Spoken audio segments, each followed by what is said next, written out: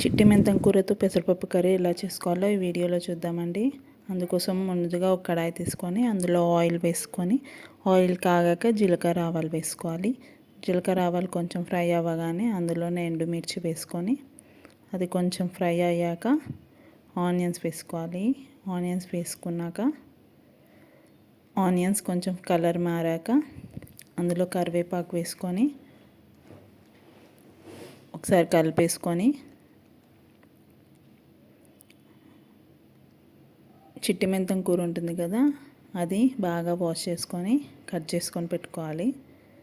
ఇది ఫ్రై అవ్వగానే చిట్టి మెంతం కూరని వేసుకుంటున్నాను ఇక్కడ.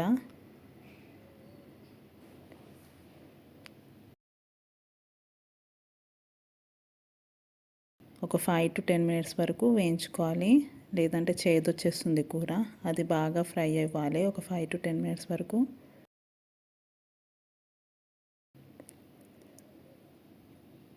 కొద్దిగా దగ్గర పడ్డాక అందులో అల్లం వెల్లుల్లి పేస్ట్ ఇంకా పసుపు కూడా వేసి అల్లం వెల్లుల్లి పేస్ట్ పచ్చివాసన పోయే వరకు కలుపుకోవాలండి.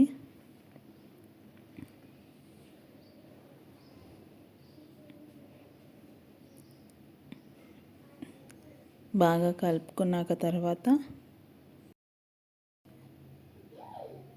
కడిగి పెట్టుకున్న పెసరపప్పు ఉంటుంది కదా, పెసరపప్పును అల్లం వెల్లుల్లి పేస్ట్లో స్మెల్ అంతా పోయే వరకు వేసుకున్నాక తర్వాత కడిగి పెట్టుకున్న పెసరపప్పు అందులో వేసుకోవాలి.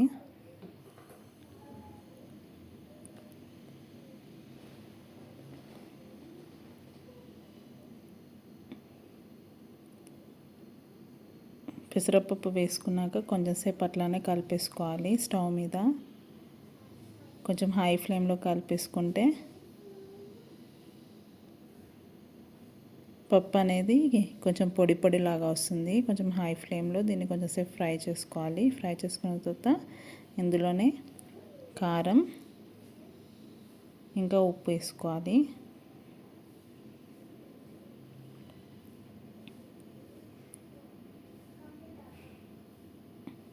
ఇందులో నేను 2 టమాటాలు వేసుకుంటున్నానండి. 2 టమాటాలు వేసుకొని బాగా కలిపేసుకొని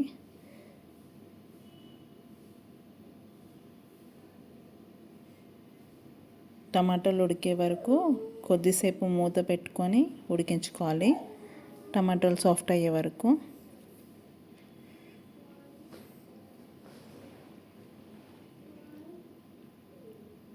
టమాటాలు సాఫ్ట్ అయిపోయిన తర్వాత పప్పు మునిగేంత వరకు వాటర్ వేసేసి కలిపేసుకొని మూత పెట్టేసి ఉడికించుకోవాలి. ఒక 5-10 minutesలో పప్పు అనేది ఉడికి దగ్గర పడుతుందండి. మొత్తం వాటర్ అంతా అయిపోయే వరకు ఉడికించుకోండి. అంతే, కర్రీ రెడీ అయిపోతుందండి. నెయ్యి వేడి అన్నంలో ఇది చాలా టేస్టీగా ఉంటుంది.